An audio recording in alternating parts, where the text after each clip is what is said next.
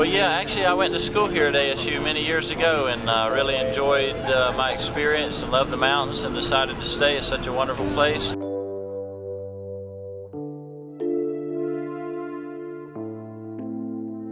He has lived through storms, built his home by hand, and spent decades mastering a life most people wouldn't dare attempt.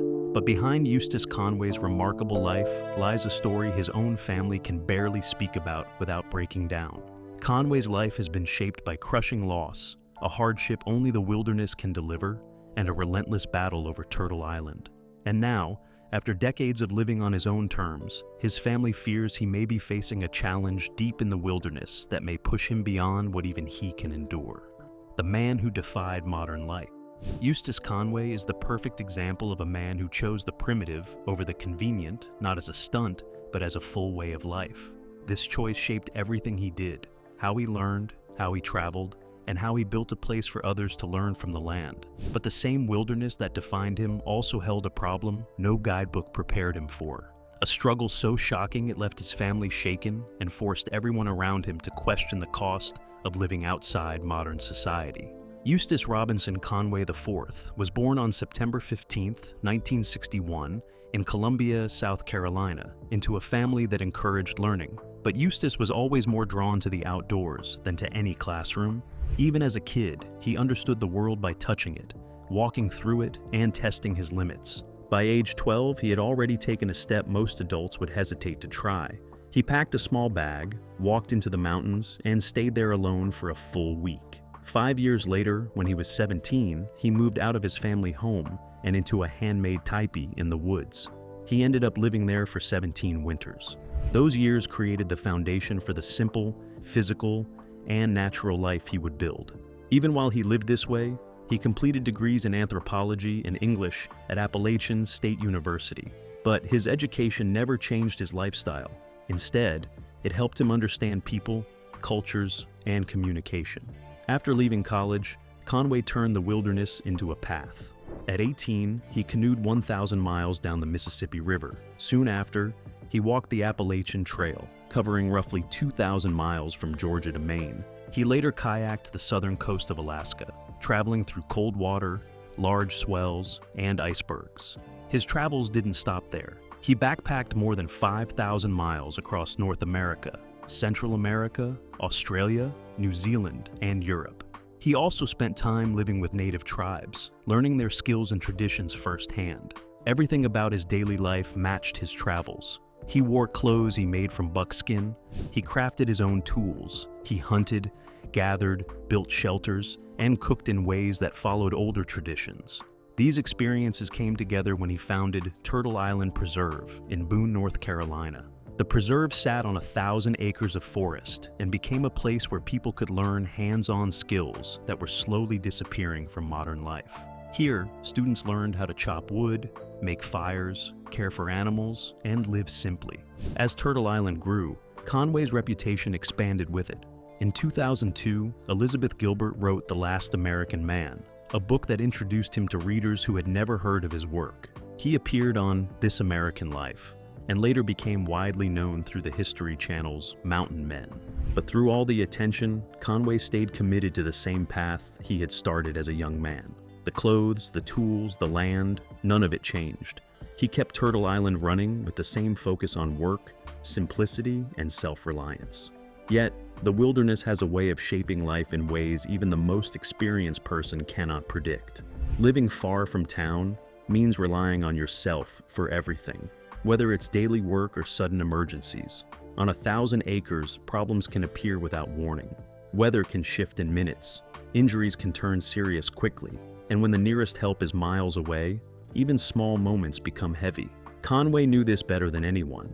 He had spent years traveling through rivers, mountains, and coastlines where mistakes could cost you. But behind this rugged life, Conway was dealing with intense struggles he rarely spoke about. Struggles that would soon follow him deep into the woods. Personal struggles. Life in the wilderness gave Eustace Conway a purpose, but it also came with a long list of challenges that rarely appeared on camera. The same lifestyle that made him unique often pushed him into difficult places socially, financially, and physically. One of his biggest challenges was isolation. Conway lived far from towns, far from neighbors, and far from the systems most people depend on. Primitive living gave him space and freedom, but it also created distance. His family respected his choices, yet the separation was real. Holidays, birthdays, and normal family moments slipped by because Conway was always working, always building, and always maintaining the land. His romantic relationships faced the same strain.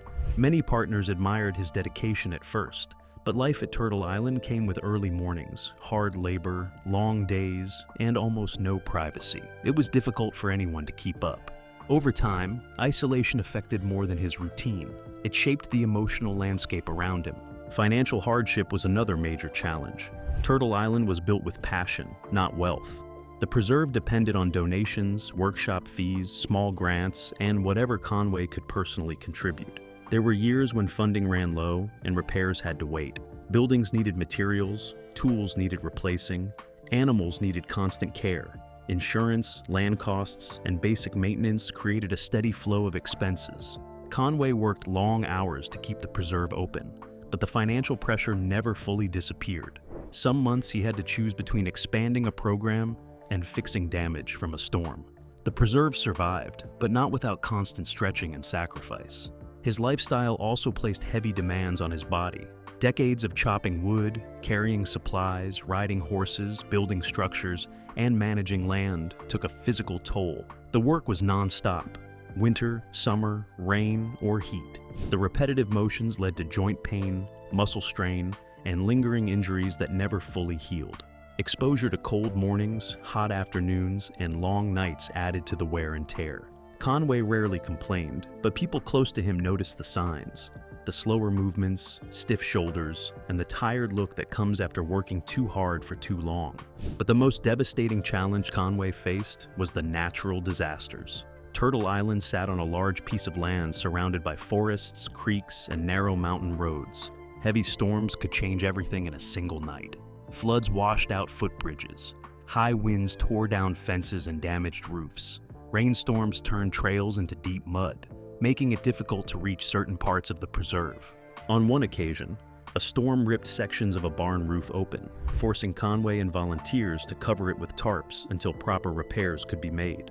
Another flood carried debris down the creek bed, blocking access to a teaching area and forcing days of cleanup. Each disaster interrupted workshops, damaged resources, and increased costs. Conway often had to ask for help, even though he preferred handling things on his own. This burden of responsibility was constant. Conway felt responsible not only for the land, but also for the knowledge he taught. Students came expecting guidance. Families sent their children there to learn. Volunteers relied on him to keep the preserve running safely. Every decision he made about animals, buildings, trails, or programs carried weight and could have consequences. If he stepped away, even briefly, parts of the preserve could fall behind. This pressure followed him day and night, creating a stress that never really lifted. Through every challenge, Conway kept going. He continued teaching, building, and living the way he believed was right. But the people closest to him knew that these struggles were not small. They shaped him in ways the public rarely saw, and they set the stage for a loss that struck even deeper. This loss came from the one companion he trusted more than anyone else, the loss that changed him.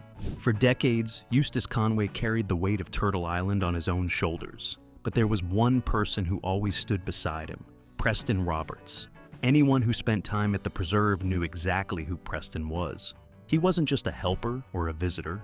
He was a teacher, an outdoorsman, a craftsman, and a man who understood the land with the same instinct Conway had. More importantly, he was one of the co-founders of Turtle Island Preserve, who shaped it from the ground up. Conway met Preston in 1982, long before Turtle Island became known to the world. Their connection was immediate. They shared the same interests, the same love for old skills, and the same dedication to working with their hands. That first meeting started a friendship that lasted around 35 years. Through every season, every project, and every storm, Preston remained at Conway's side. They were very different personalities, but the land seemed to bring them into perfect rhythm. Preston became Conway's right-hand man at Turtle Island. When something needed building, he was there. When students needed guidance, he stepped in. When Conway had an idea for a new project, Preston helped turn it into something real. Many visitors recalled seeing the two men working together from early morning until sunset, speaking little and communicating through routine and familiarity. They understood each other in a way that made the work flow naturally. Their partnership reached an even wider audience when they appeared together on the History Channel's Mountain Men. Viewers noticed the connection between them and how Preston brought a calm presence to the show. Unfortunately, everything changed in 2017 when Preston was diagnosed with an inoperable liver tumor. It was sudden and unexpected. Even those closest to him were caught off guard by how quickly his health declined. The man who had spent his life working outdoors, teaching students, building cabins, carving tools, and riding through the woods, now faced something he could not overcome with strength or skill. Preston passed away on July 24, 2017, at home, surrounded by his family. The preserve fell quiet in the days that followed. People who knew him felt the loss immediately. The show felt it, the community felt it, and Conway felt it most of all. The response from fans across the country was immediate and heartfelt. Many had watched Preston on Mountain Men and connected with his honesty and steady kindness. A fundraiser was created to support his family, and it quickly passed $100,000. People who had never met him wanted to help the wife and children he left behind. They sent messages, shared stories, and expressed how much his presence on the show had meant to them. For Conway, the loss was personal in a way that could not be measured. He described Preston as one of the best things he's had in life, a statement that showed the depth of their bond. They had worked together for most of their adult lives, shared seasons, storms, repairs, projects, and hundreds of conversations across the land they had built together. Losing Preston did not just remove a friend, it removed a part of the structure that had supported Turtle Island from the beginning. After Preston's passing, the preserve carried on, but the absence was impossible to ignore. Jobs that once took two coordinated pairs of hands now fell entirely to Conway. Students who visited the preserve noticed the missing voice. Volunteers felt the empty space where Preston once stood. Even viewers of Mountain Men felt the shift. Preston's absence also changed the direction of Turtle Island. He had been involved in nearly every part of the preserve, from teaching to building, guiding, and planning. Without him, Conway had to rethink how programs would run, how new projects would be managed, and how the preserve would move forward. Even years later, the impact of Preston's death remained clear. For Conway, the memory of their friendship stayed woven into the land, visible in every cabin they built together, every trail they cleared, and every corner of the preserve touched by their shared effort. And as Conway tried to move forward, he soon faced another challenge. This time not from nature, but from a set of controversies that brought new pressure onto his life and his work. The controversial side of Eustace Conway. As Eustace Conway's reputation grew, the attention that followed him brought more than praise. With a public platform came criticism, and some of it focused on how he was shown on television, how he handled support for Turtle Island, and how the preserve was managed behind the scenes. One major controversy came from the show Mountain Men. While many viewers admired Conway's skills and routines, some critics argued that parts of the show exaggerated certain moments solely for dramatic effect. People who live near the preserve said the series sometimes made routine tasks look more urgent or risky than they were in real life. These claims did not target Conway's abilities, but they questioned how reality television standards framed his daily work. Another area of criticism appeared after natural disasters damaged parts of Turtle Island. Storms and heavy flooding caused real destruction on the land, tearing through buildings, trails, and structures used for teaching. Conway reached out to supporters for help, and donations came in from fans across the country. While many people understood the need for assistance, others questioned the repeated fundraising efforts, asking whether the preserve had long-term plans or stable resources in place. There were also occasional accusations of mismanagement at Turtle Island. Some former volunteers and visitors described the preserve as disorganized during busy seasons, especially when large groups arrived for classes or workshops. Concerns included unclear planning, uneven workloads, and difficulty maintaining buildings that required constant attention. While many students and helpers still praised the experience at Turtle Island, the criticism added to the list of challenges Conway faced as Turtle Island grew. Through all of this, Conway continued his work on the land. For some, he remained a dedicated teacher living a rare lifestyle. For others, his approach raised questions about structure, safety, and long-term sustainability. But these tensions set the stage for the next major conflict that centered on the land itself. The battle over Turtle Island. The battle over Turtle Island. In 2012, Turtle Island Preserve faced the most serious challenge in its history. For years, Eustace Conway had built the preserve by hand. From the cabins to the teaching shelters, outdoor kitchens, tool sheds, barns, and gathering spaces. Most were constructed with local timber, in a traditional joinery, and techniques that matched the primitive lifestyle he taught. Visitors saw these structures as part of Turtle Island's identity, but county officials saw them differently. In September 2012, Watauga County officials arrived at Turtle Island with a search warrant. The inspection team moved through the preserve, examining roughly 24 structures one by one. They tested water lines, checked drainage, looked at roofing, measured distances, and documented construction details. Many of the buildings were made with raw logs, reclaimed materials, and natural designs that did not match standard building codes. What Conway viewed as functional and historically inspired, the county labeled as non-compliant. The inspection was thorough and strict. Kitchens used for teaching were examined. Sleeping areas were evaluated. Hand-built cabins were measured against rules meant for modern homes and businesses. The officials took photos, wrote reports, and listed violations. Conway stood by as they moved from building to building, watching them scrutinize structures he had built over years of labor. By the time the inspection ended, it was clear that the county saw the preserve not as a primitive education center, but as a facility offering lodging and activities without meeting county standards. The consequences came quickly. In October 2012, Turtle Island was ordered to halt lodging, meals, workshops, and all educational programs. This was not a partial restriction. The order shut down the core of what the preserve existed to do. Students could not come. Volunteers could not stay. Programs that had run for decades were forced to stop immediately. Conway was told that no one could sleep in any structure on the preserve, and that no meals could be served to guests. The shutdown struck at the heart of Conway's work. Turtle Island had been built slowly, season by season, using simple methods that matched the lessons he taught. Now the county was demanding permits, engineered drawings, plumbing standards, septic systems, and safety upgrades that did not match the preserve's purpose. The order felt like an attempt to reshape Turtle Island into something it was never meant to be. Conway responded with strong words. He called the shutdown a human rights violation, saying that the government was trying to erase a legitimate way of living and teaching. He argued that primitive structures should not be judged by codes designed for modern homes, and that the preserve offered education, not commercial lodging. To him, the inspection was an attack on cultural practices, historical knowledge, and personal freedom. He believed the preserve was being punished for being different. The shutdown hit the community just as hard. Supporters who had visited Turtle Island for years were stunned. Volunteers who had helped build the structures felt personally connected to the land. Families who planned yearly visits suddenly saw the preserve closed. Many viewed the county's decision as unnecessary and heavy-handed, especially since Turtle Island had operated for so long without major issues. Petitions began circulating almost immediately. Supporters wrote letters, held meetings, and reached out to officials.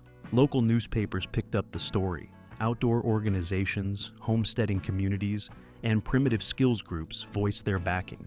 Soon, media coverage surrounding the shutdown grew, and much of it leaned in Conway's favor, which helped portray the preserve as a place threatened by regulations that did not fit its purpose. As pressure increased, lawmakers finally stepped in. The debate reached the North Carolina legislature, where officials reviewed the situation and examined how primitive camps were being categorized. After discussion, House Bill 774 was introduced. The bill proposed an exemption for primitive camps in North Carolina, allowing them to operate outside standard building codes, as long as their purpose and structures matched traditional, natural, or historical methods. In 2013, the bill was passed, and with the exemption in place, Turtle Island was no longer required to meet the same building codes as modern facilities. The preserve could function in the way it was originally designed to operate, with natural materials, hand-built cabins, and simple structures suited for primitive skills education.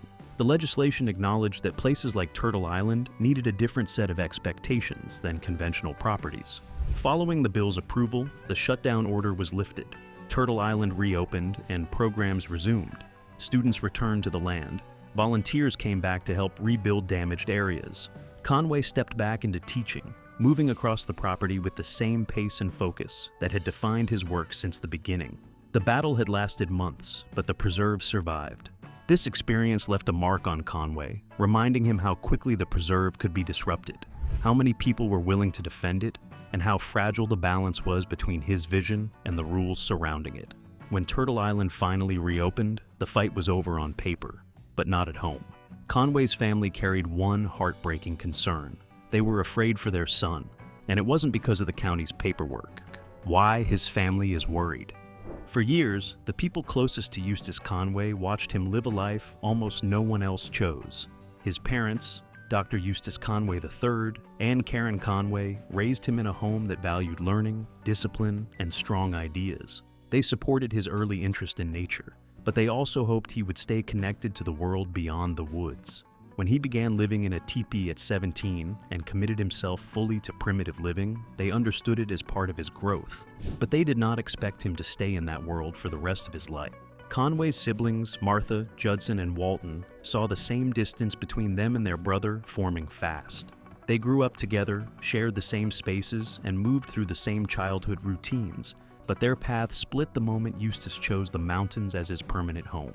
They visited Turtle Island, supported his work, and admired his skills, but every visit reminded them how different his life had become.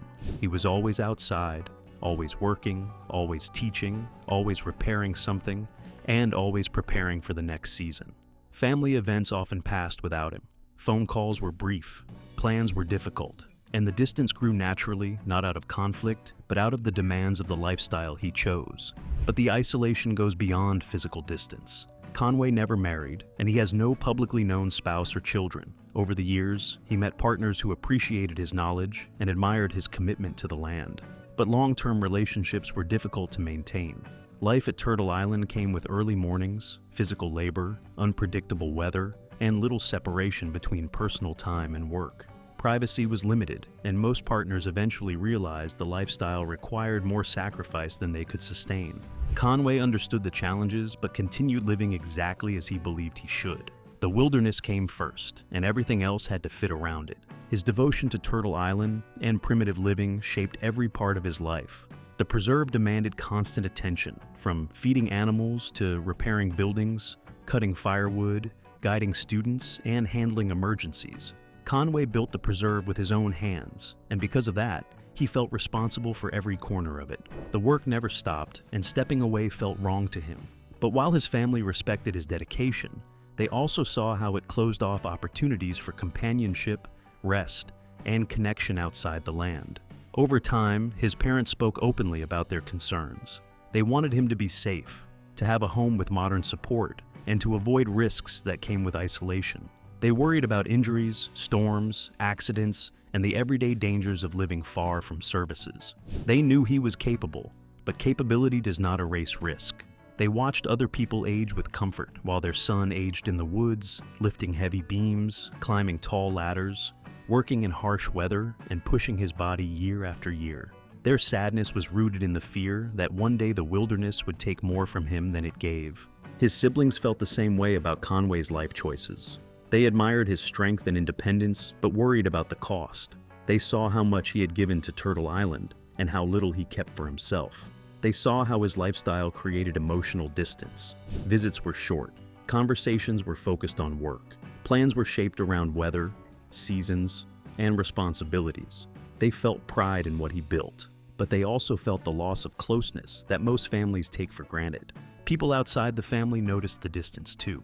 Conway gained a reputation for being far and distant as a result of the life he lived. His days revolved around the land, and his routines fit the rhythms of sunlight, temperature, and seasons. He moved differently, spoke differently, and reacted differently than people used to modern life. Decades of working in the forest changed him. The wilderness became more than a home. It was the world he understood best. He read weather patterns by instinct. He sensed shifts in the land, the way others sense traffic or noise, and he lived with animals, seasons, and natural cycles so closely that they shaped his behavior. The deeper he went into this lifestyle, the farther he drifted from the paths his family followed. He became fully blended with the environment around him, moving through it in a way that seemed natural to him, but unusual to those watching from the outside. Conway believes that modern society is broken, and that wilderness living is the only authentic way to live. He believes that people have lost touch with basic skills, real work, and the meaning found in physical labor. In an interview, he said, "I have everything that anyone needs to survive. I make my own lodging by hand, and I grow, find, or hunt my own food. At a young age, I consciously decided to keep those old ways and old values. I wanted to enjoy that myself, and I do. But that's where Turtle Island comes in as an education center. I share this with people and provide an example so they can be a part of it." But while his family understands his viewpoint, hearing him describe society this way reminds them how far apart their worlds have become. The emotional toll of all this weighed heavily on his family. They saw the injuries he carried, the exhaustion that came after long days, and the emotional strain from years of battles, losses, and constant responsibility. They also saw how alone he often stood, even when surrounded by students or visitors. Yet, they knew he would never leave the wilderness, no matter how difficult life became or how much pressure the preserve faced. What do you think about Eustace Conway's lifestyle? Would you give it a try? Drop your answers in the comments section below. If you enjoyed this video, don't forget to click on the next video on your screen, like this video, and subscribe to our channel for more updates.